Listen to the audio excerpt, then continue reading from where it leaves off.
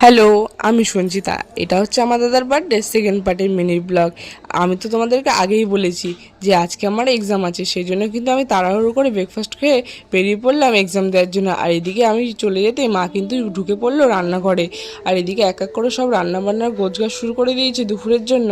আর একটু পর কিন্তু চলে আসলো আমার দাদা, আর সেই জন্য কিন্তু দাদাকে ব্রেকফাস্ট দিয়ে দিল গরম গরম। আর ব্রেকফাস্ট খেয়ে তো দাদার মা বেরিয়ে পড়েছে দাদার বার্থডের জন্য শপিং করতে।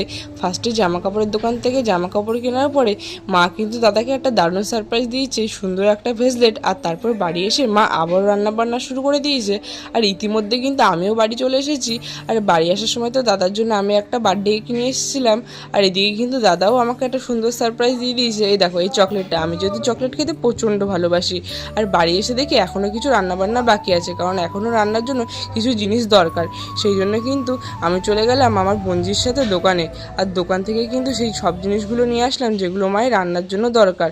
আর একে একে কিন্তু তারপরে মা সব রান্নাগুলো শুরু করে দিল। আর রান্না শেষ হতেই কিন্তু আমি দাদা যেখানে খাবে সেই জায়গাটা সুন্দর করে সাজিয়ে দিলাম। বোন হিসাবে তো এইটুকুনি কর্তব্য আমি পালন করতেই পারি।